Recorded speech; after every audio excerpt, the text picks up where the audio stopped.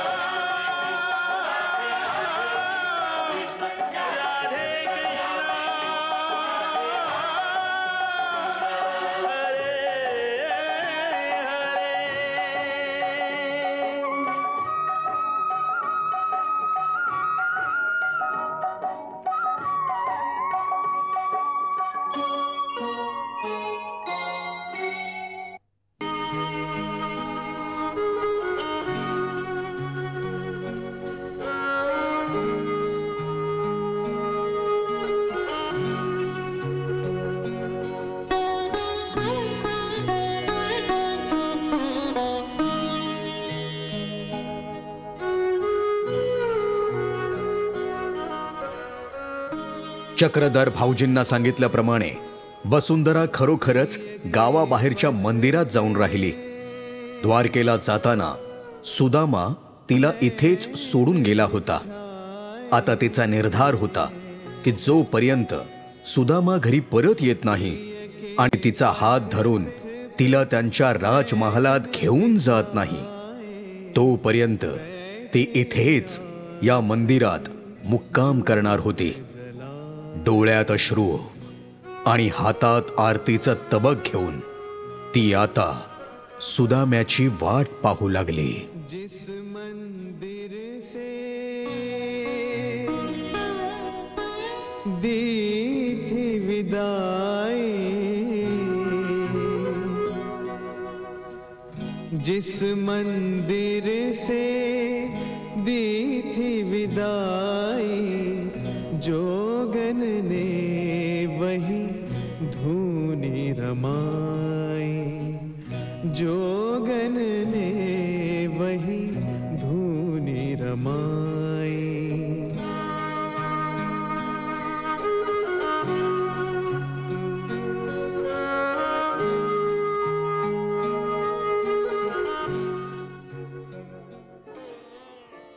इतक्या लवकर निघालायस हे काही बरोबर नाहीये।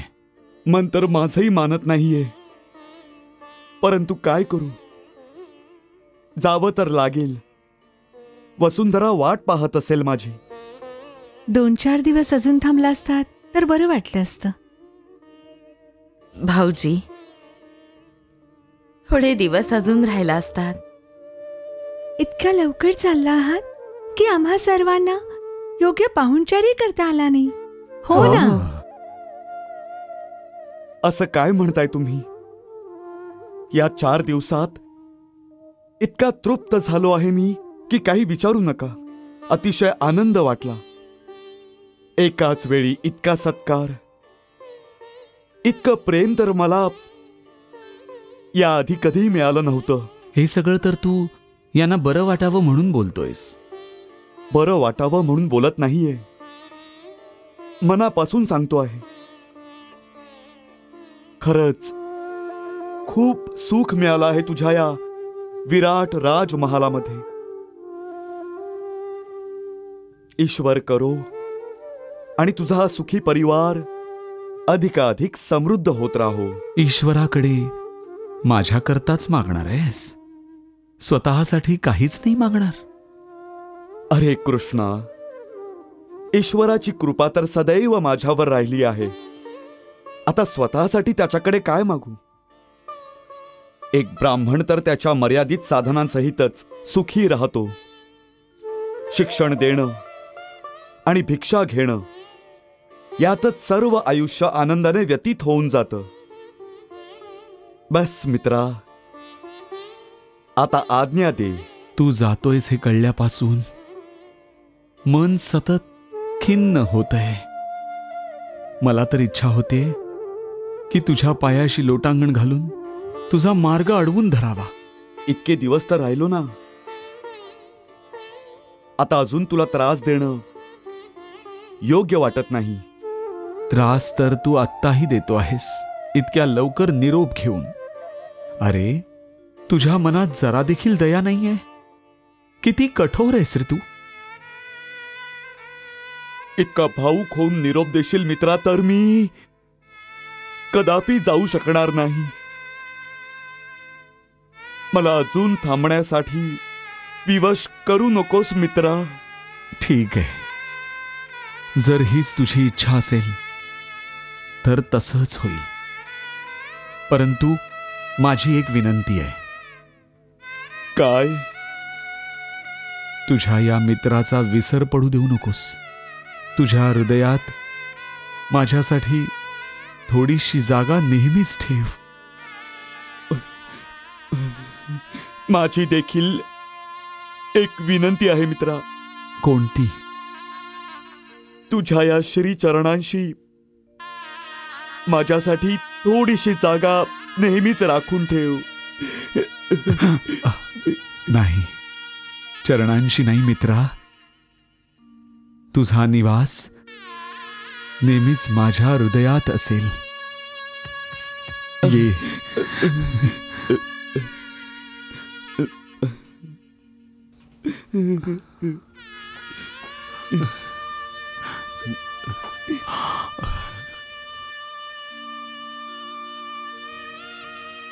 सुदामा,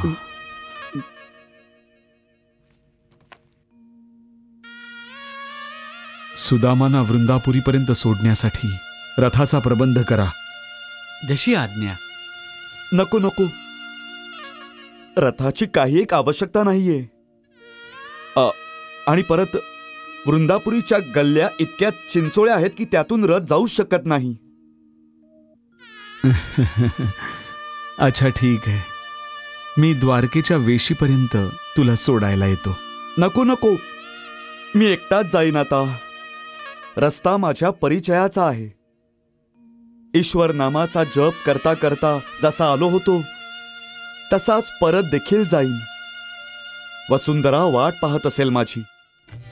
वसुंधराने सुदाम्याच्या आगमनासाठी गावात येणाऱ्या पायवाटेवर फुलं पसरवून ठेवली होती. ती फक्त आणि फक्त सुदाम्याचाच विचार करत होती. त्याच्या पुढे तिला तहान, भूक इतकंच काय, पण सर्व जगाचा विसर पडला होता.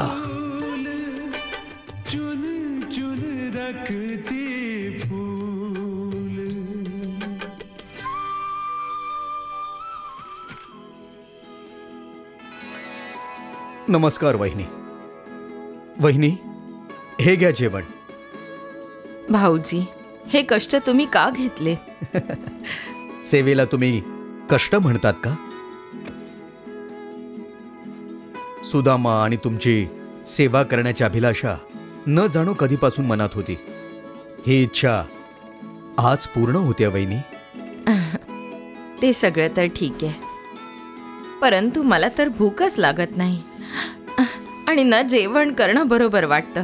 मला तुमची भावना समजते आहे वहिनी, पण थोडं तरी खाऊन घ्या. इतकं उपाशी राहणं चांगलं नाहीये. तुमची तब्येत बिघडायला नको ना.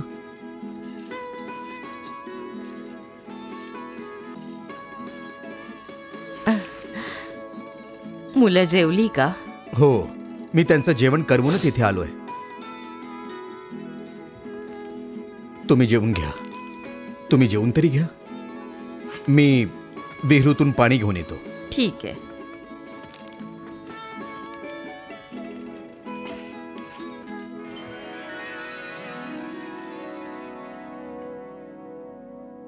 भगवान, माझे पती या क्षणी कुठे असतील? कधी परतून येतील? सुदामा आता घराकडे जायला निघाला होता, पण त्याच्या मनात एकच विचार थैमान घालत होता. तो म्हणजे घरी जाऊन वसुंधरेला काय सांगायचं. तिने मोठ्या आशेने सुदामाला श्रीकृष्णांकडे पाठवलं होतं, या अपेक्षेने की श्रीकृष्ण त्यांच्या बालमित्राची नक्कीच मदत करतील. पण भिडस्त आणि स्वाभिमानी सुदाम्याने श्रीकृष्णांकडे मदतीचा उच्चार देखील केला नाही.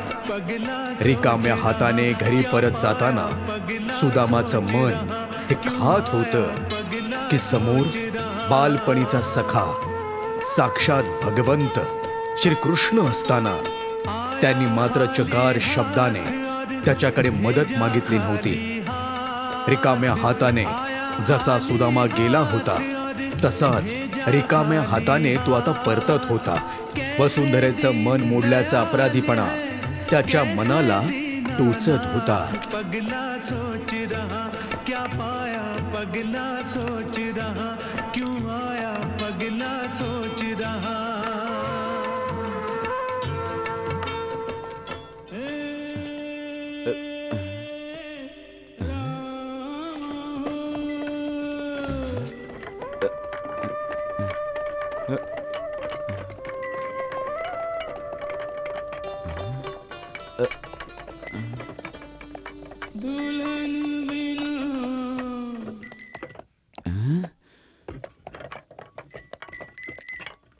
थांबा दादा, थांबा. अरे ओ ब्राह्मण देवा. अरे मुरली मनोहर, तू. अरे प्रणाम ब्राह्मण देवा. प्रणाम ब्राह्मण देवा, प्रणाम. सुखी रहा. तू आणि इथे कसा काय आलास? अहो, मी तर माझ्या लक्ष्मीला आणायला निघालोय. आज 7 दिवस झाले तिच्यापासून दूर राहून. बास, आता माझ्या बैलगाडीत बसून घेऊन येणार.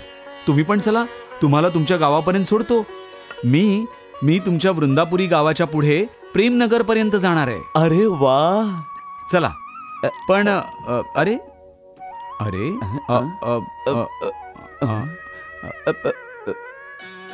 अहो ब्राह्मण देवा, तुमचं सामान कुठे आहे? सामान कोणतं बाबा? कमाल आहे. द्वारकाधीशांनी निरोप देताना तुम्हाला काही भेटी दिल्या नाहीत. तुम्ही म्हणाला होतात ते तर तुमचे मित्र आहेत म्हणून.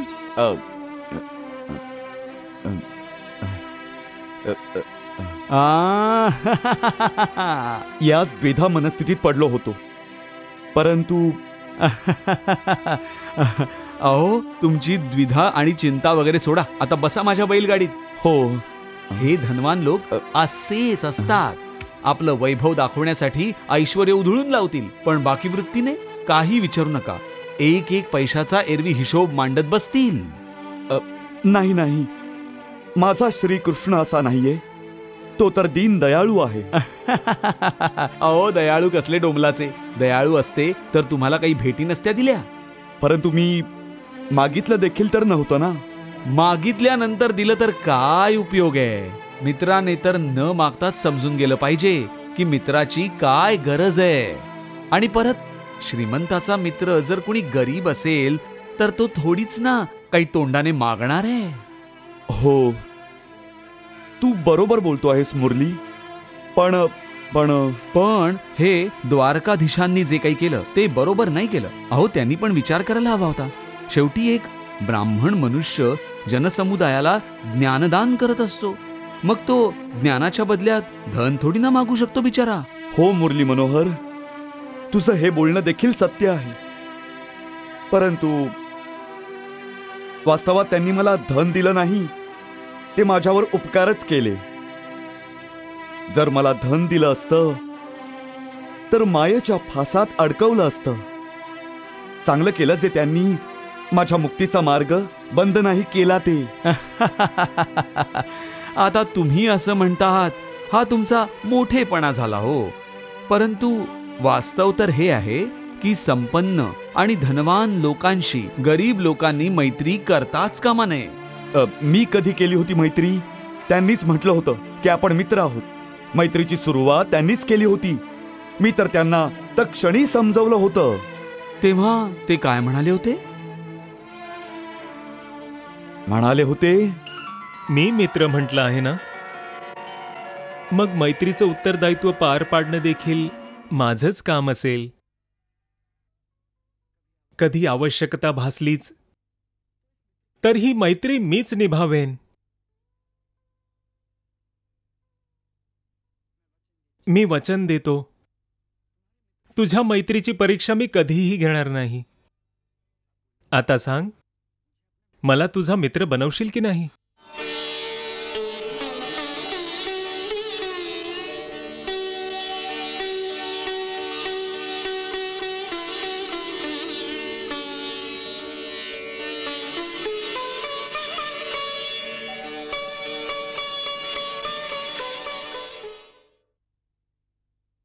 शी शी शी शी शी. ही अशी निभावली मैत्री? अशी कोणी मैत्री निभावतं का? आता जाऊ दे रे ते.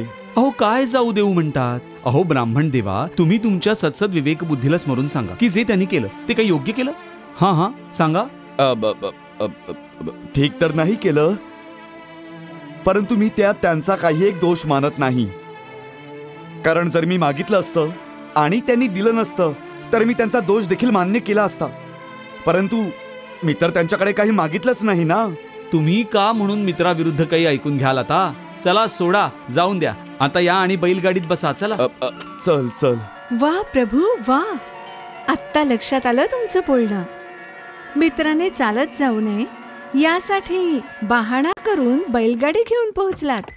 रहे रहे याद सतावे हो रामा,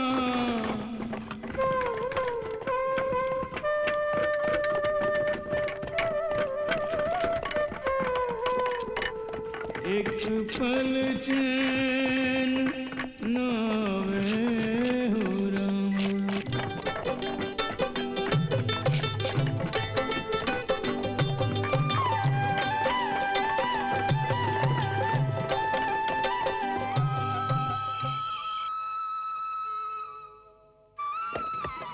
हुर्र, दा. आ. अरे अहो बघा ना, उठा महोदय. बघा तुमचं गाव आलं सुद्धा. हो हो, उठा उठा. अरे खूपच लवकर पोहोचलो की आपण. हो ना, ही तर माझ्या हिरा मोतीची कमाल आहे. रात्रभर दोघही सुसाट पळत आलेत महोदय.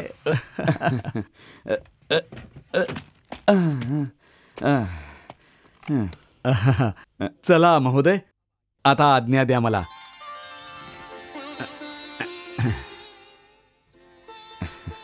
खूप दूर जायचं इथून. असं कसं होऊ शकतं? चल घरी चल, रात्री मुक्काम कर, मग सकाळी प्रवास सुरू कर. अहो तुम्ही काय बोलताय हे?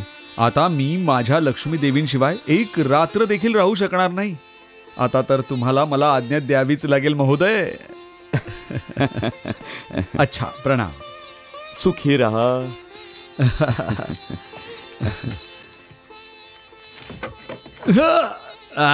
हिरा मोती चला. हा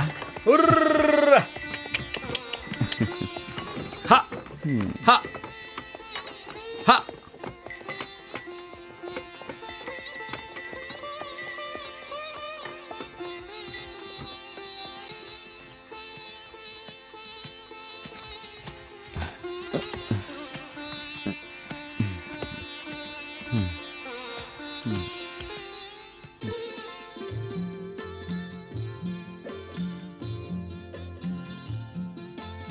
श्री कृष्ण श्री कृष्ण श्री कृष्ण श्री कृष्ण श्री कृष्ण।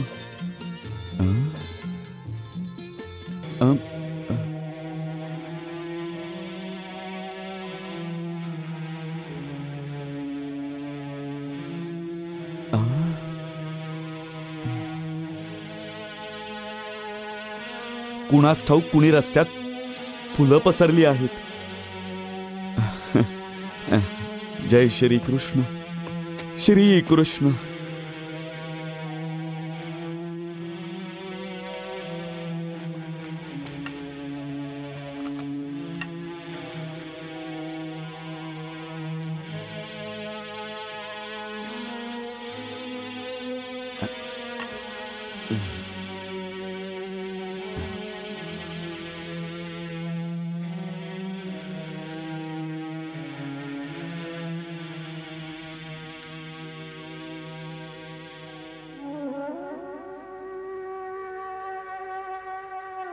प्रभू,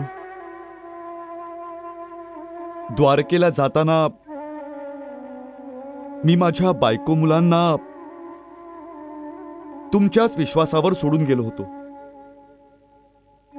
ते सर्व सुखरूप तर आहेत ना प्रभू? माझी वसुंधरा सुखरूप तर आहे ना भगवन?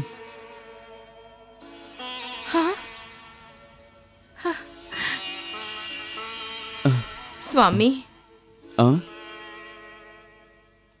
स्वामी तुम्ही परत आला. तुम्ही आलात स्वामी. तुम्ही अहो अहो, हे तुम्ही काय करताय देवी? कोण आहात तुम्ही? स्वामी तुम्ही मला नाही ओळखलं. तुमच्या दासीला.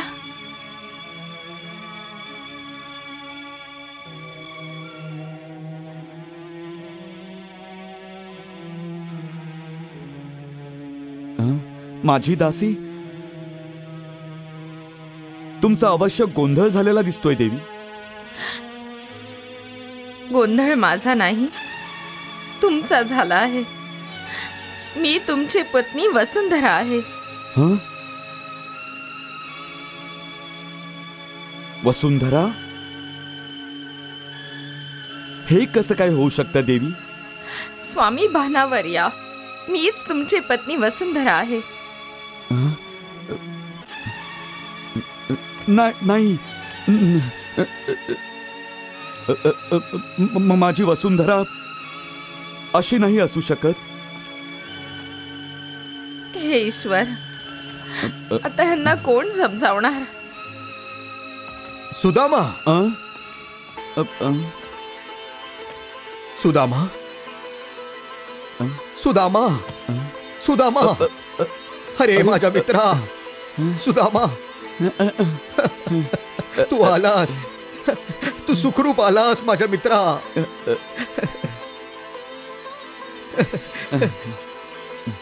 अरे किती दिवसांपासूनची वाट बघत होतो. आणि आणि या वसुंधरा वहिनी देखील तुझ्यासाठी किती चिंतित होत्या. वसुंधरा वहिनी? हो. बघा ना भाऊजी, हे मला ओळखतच नाहीये. तुम्हीच यांना समजावा. अरे अरे, तू वहिनीला नाही ओळखलंस? वहिनीला नाही ओळखलंस तू? अरे या वसुंधरा वहिनीच आहेत, तुझी धर्मपत्नी.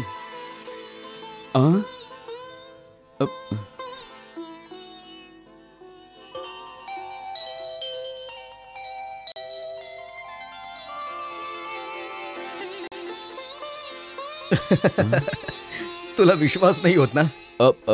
नाही. अरे हा आता सर्व लक्ष्मी माताचा चमत्कार आहे. त्यांनी स्वतः प्रकट होऊन वहिनीला चिरतारुण्याचं वरदान दिलेलं आहे.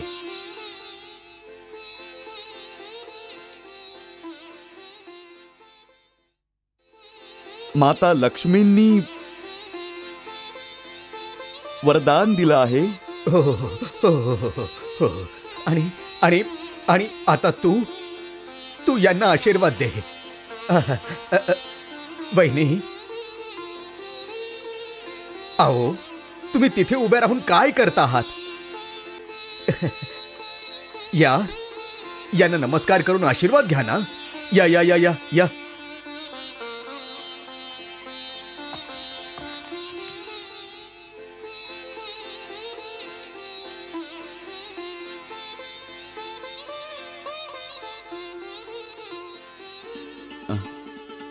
सौभाग्यवती भव.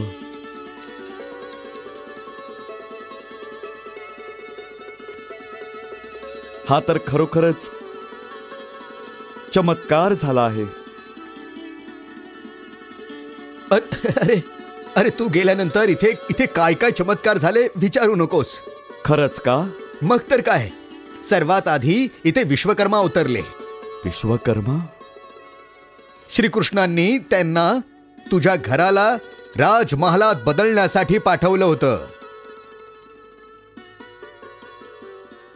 श्री कृष्णांनी? हो, पण वहिनींनी मान्यता नाही दिली. म्हणाल्या की माझ्या स्वामींनी या वस्तीच्या घराघरातून भिक्षा घेतलेली आहे.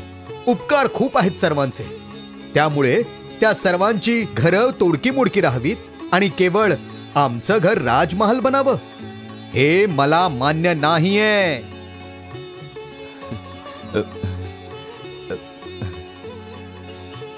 वा वसुंधरा, वा. तेव्हा श्रीकृष्णांनी काय केलं माहितीये तुला? त्यांनी देवशिल्पी विश्वकर्मांना वृंदापुराच्या प्रत्येक घराला राजमहालात बदलण्याची आज्ञा दिली. अरे तिथे बघ, तिथे वस्तीच्या दिशेने.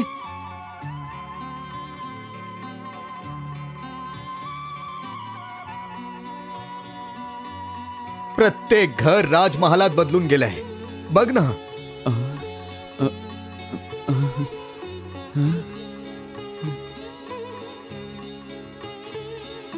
प्रत्येक घर राजमहाल बनलं आहे. हो हो, आणि ते तुझं घर आहे.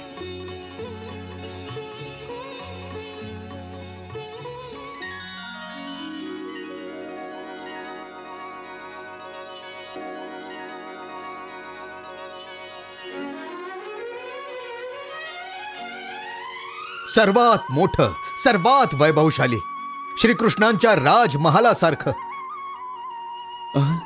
श्रीकृष्णांसारखा राजमहाल? अरे आता तो महाल कसला, मंदिर आहे ते मंदिर. माता लक्ष्मींनी त्यांची दिव्य चरणचिन्हे तुझ्या घरात उमटवलेली आहेत. प्रभू,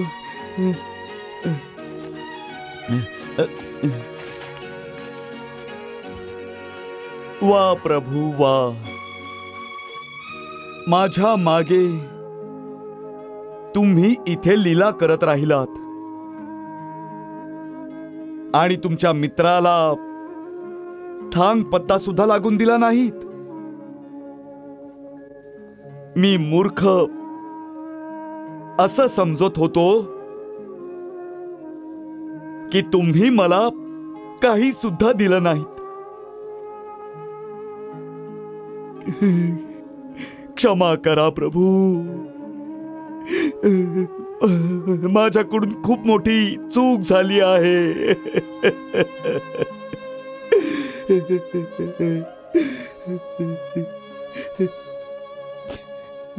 परंतु यात सगळा दोष माझा देखील नाहीये. तो मुरली मनोहर आहे ना, तो माहित नाही काय वेड वाकडं बोलत होता. प्रभू, त्याला देखील क्षमा करा तुम्ही. त्याला काय ठाऊक तुमच्या अपार लीलांचा महिमा. देवी, भक्त श्रेष्ठ सुदाम्याच्या या भाबडेपणाचा मी स्वतःच भक्त आहे. आणि मीही. तर ही होती वसुंधरा आणि वृंदापुरीच्या कायापालटाची कथा. हो हो, परंतु कायापालटाची कथा इथेच समाप्त होत नाही. अच्छा, अजून कुणाचा कायापालट झाला आहे? भाऊजींचा.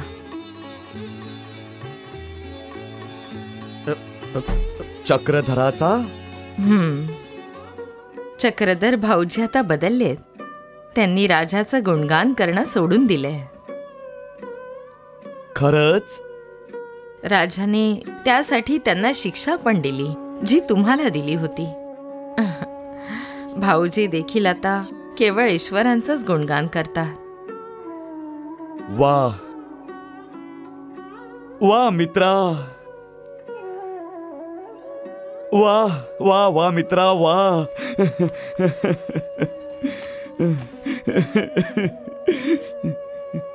वा मित्रा चक्रधर.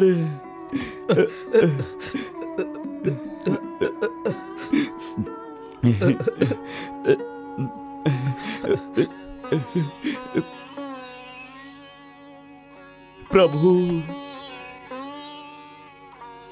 माझ्या ब्राह्मण मित्राचं हे मन परिवर्तन माझ्याकरता सर्वात जास्त सुखकारक आहे.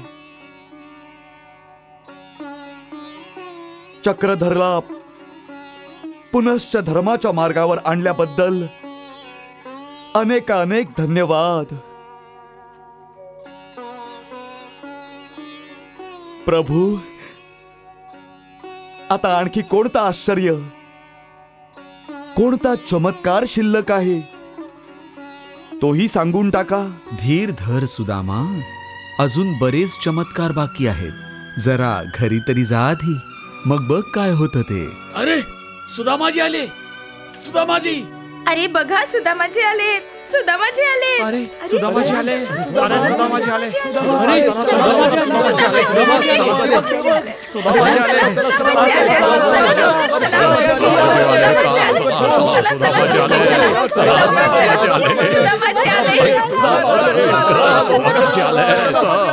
दर्शन घ्यायला लवकर चला. सगळ्या चला लवकर, चला चला, सुदामाजी आले. त्यांना भेटायला चला, लवकर चला. वा, वा.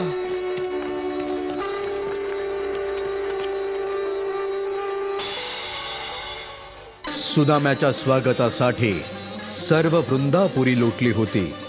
आणि का येणार नाही? सुदाम्यामुळेच आज त्यांच्या जीवनातलं दारिद्र्य दूर झालं होतं. सुहासिनींनी सुदाम्याला पंचारतीने ओवाळून त्याला गंधटिळा लावला होता. वृंदापुरीचे नागरिक उत्स्फूर्तपणे त्या स्वागत सोहळ्यात सहभागी झाले होते.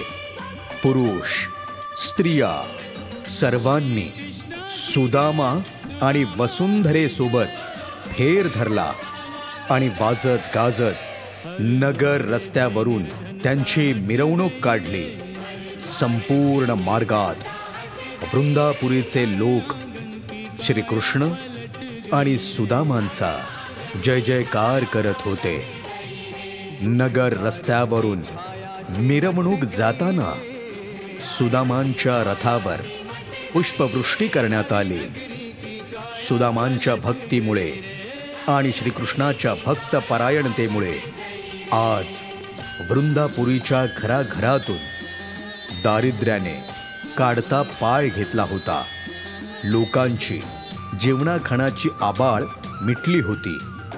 एका सत्शील ब्राह्मणामुळे एका राज्याचं आणि पर्यायाने तेथील नागरिकांचं नशीब एका रात्रीत कसं बदलतं हे उत्तम उदाहरण होतं.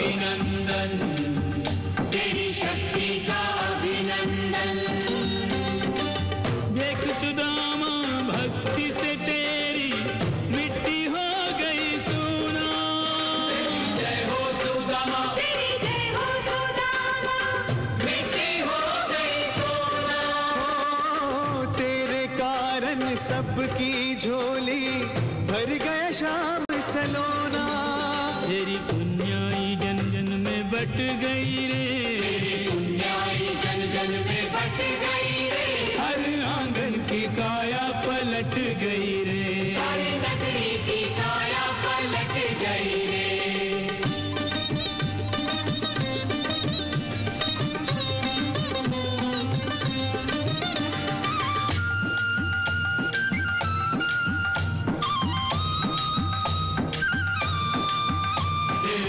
मिलन का अभिनंदन, तेरी निष्ठा का अभिनंदन, भाग्यवंती का अभिनंदन, ऐसी जोड़ी का अभिनंदन। महल दो महले बन गए वहाँ थी जहाँ टूटी मड़ैया, तेरी जय हो कन्हैया, तेरी जय हो कन्हैया, महलों में बदली मड़ैया। मित्र परायण दीन हितैषी दाता कृष्ण कन्हैया, रात काली अमावस की छट गई रे, काली अमावस की छट गई रे, हर आंगन की काया पलट गई रे, हर आंगन की काया पलट गई रे, हर द्वारे से निर्धनता हट गई रे, हर द्वारे से निर्धनता हट गई रे, सारी नगरी की काया पलट गई रे, सारी नगरी की काया पलट गई रे। कन्हैया धन्य कन्हैया, सुदामा धन्य सुदामा, कन्हैया धन्य कन्हैया, दीनों के दाता, खूब निभाया सुदामा से नाता, तंदुल का ऐसा मोल दिया, तिहु लोक से विप्र को तोल दिया, राम वसीयत रहे पिता का नाम, चले सुदामा अपने धाम, विप्र के दिए महल में पहुंचे, विप्र को करने प्रणाम।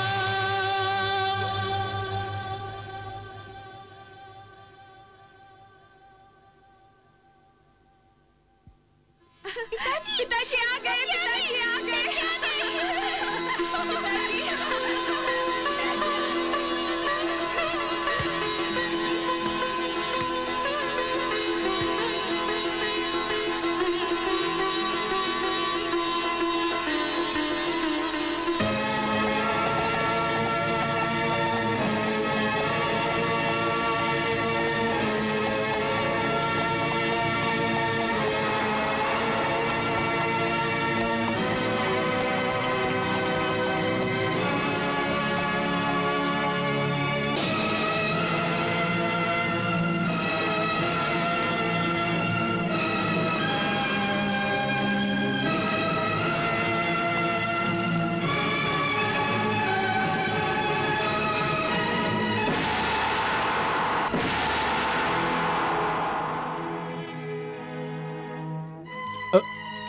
क्षमा करा भक्तराज, क्षमा करा.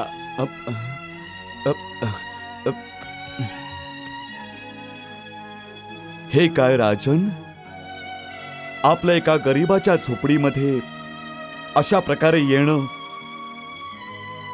आणि सर्व नगरवासियांच्या समोर माझे पाय धरणं हे तुम्हाला शोभत नाही. ज्या चरणधुळीने वृंदापुरीचं भाग्य बदलून गेलं, मी त्यांची चरणधूळ माझ्या कपाळाला लावून माझं भाग्य बदलू इच्छितो. तुमच्याबरोबर मी जो अन्याय आणि अत्याचार केला आहे त्यासाठी मी क्षमा मागतोय. मला क्षमा करा. नाही नाही राजन, तुम्ही क्षमा मागायची काही एक आवश्यकता नाही. मी बघतोय तुमच्या मनात पश्चातापाचा अग्नी धगधगतो आहे. या अग्नीमध्ये सर्व पाप भस्म होऊन जातात. या राजन,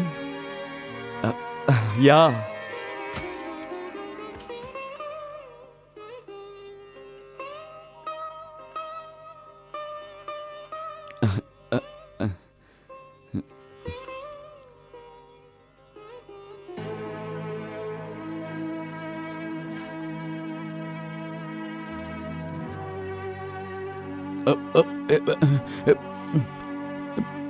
हे काय राजन? आजपासून तुम्ही सुदामा नगराचे राजे आहात. नाही महाराज, ब्राह्मणाचं कर्तव्य राज्य चालवणं नाही, उलट राजाला धर्माचा मार्ग दाखवणं आहे. जर का राजा चूक करत असेल आणि चुकीची धोरणं राबवत असेल तर त्याला थांबवणं ब्राह्मणाचा धर्म आहे. हे राज्य तुमचं आहे. राज्य कारभार तुम्हीच चालवणार आणि धर्म सिद्धांतानुसारच चालवणार आहात.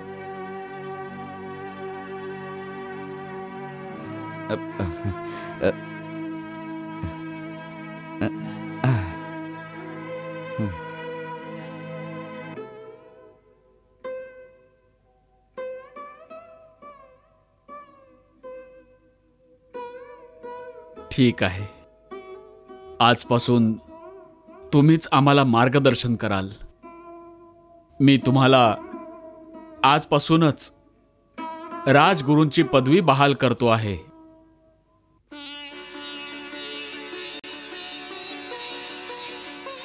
बोला राजगुरु सुदामाजींचा, बोला राजगुरु सुदामाजींचा, बोला राजगुरु सुदामाजींचा.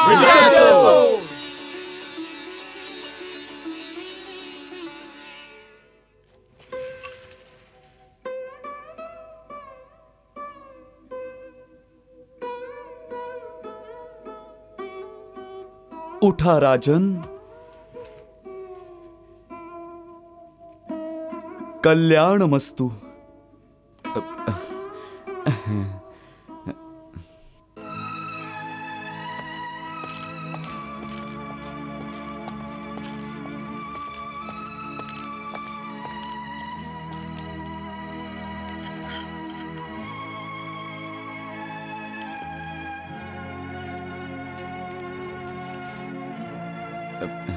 मित्रा,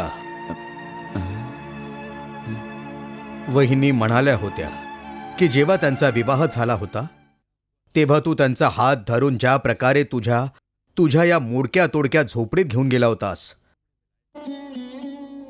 तशाच प्रकारे जोपर्यंत त्यांचा हात धरून तू त्यांना राजमहालात घेऊन जाणार नाहीस तोपर्यंत त्या राजमहालात नाही जायच्या.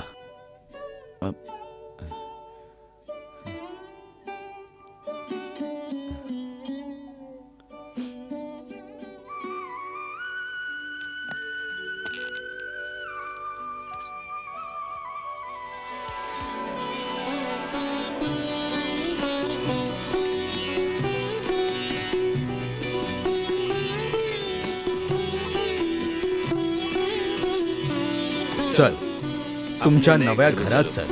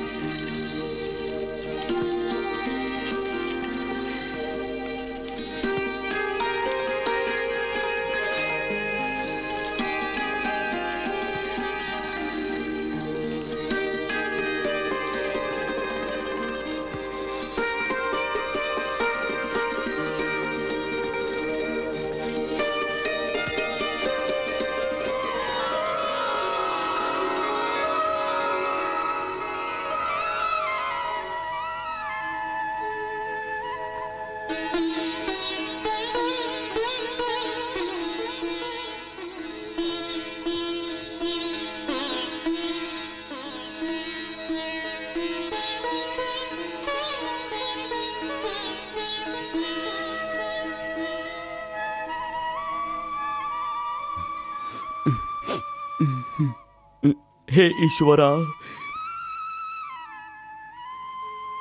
हे माझ्या संकट मोचना, मला दर्शन हवं होतं दर्शन मिळालं. वसुंधरेला धन हवं होतं, तर तिला धन मिळालं. माझी तुम्हाला केवळ एक विनंती आहे. माझ्या या वैरागी मनाला धनदौलतीच्या लालसेपासून नेहमी दूर ठेवा. मोह मायेच्या फसव्या आकर्षणापासून नेहमी दूर ठेवा. माझी तुम्हाला केवळ हीच एक विनंती आहे. तुमच्या भक्ताच्या या एका अंतिम विनंतीचा स्वीकार करावा. प्रभू, ऐकत आहात ना? माझ्या विनंतीचा कृपया स्वीकार करावा. स्वीकार करावा.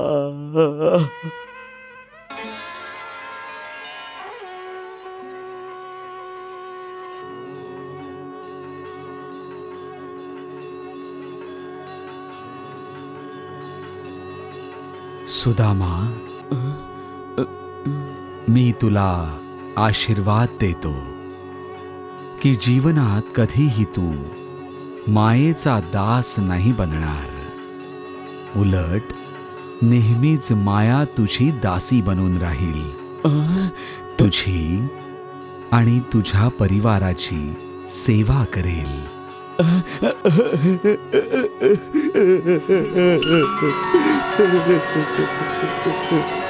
कृष्ण